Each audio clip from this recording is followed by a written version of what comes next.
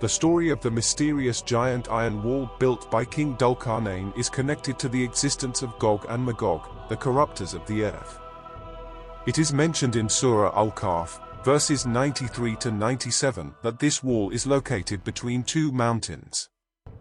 Gog and Magog are normal human tribes descendant from Noah's son Japheth, as, through his son Yajuj, Magog, from whom arose Turkic Slavonic Mongol races.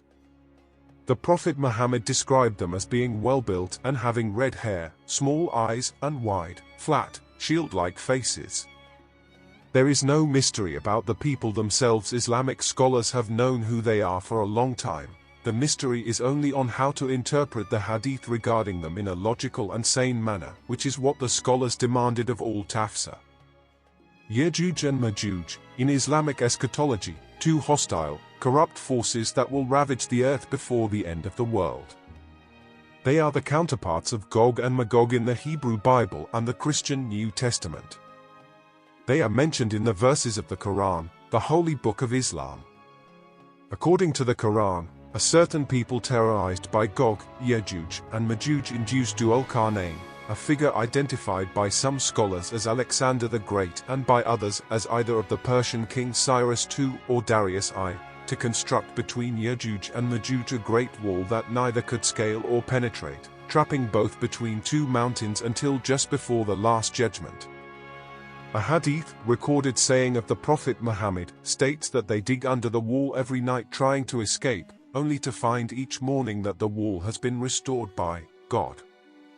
Only at the appointed time will God allow the wall to collapse, freeing Gog and Magog.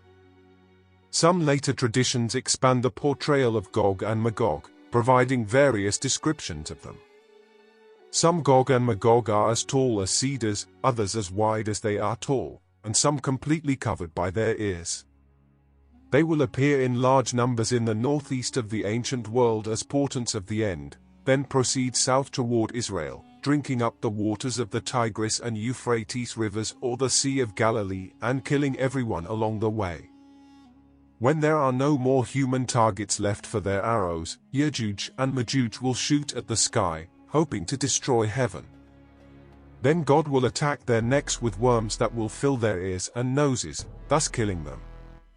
It is narrated that Gog and Magog are human beings who are descendants of Prophet Adam. The location of the iron wall built by al-Qarnayn is still veiled.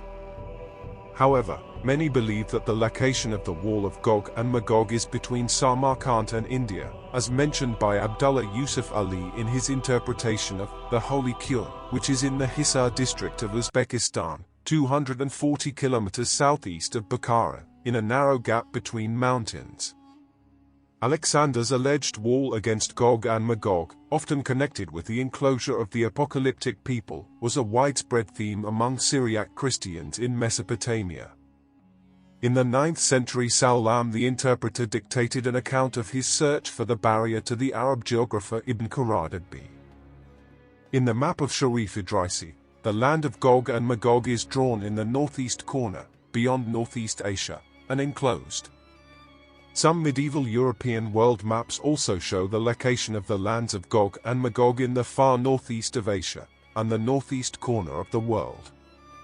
However, we can just speculate about the different location which has been mentioned and researched over the years. If it's true, and if at all the wall of Gog and Magog exists, we don't know yet.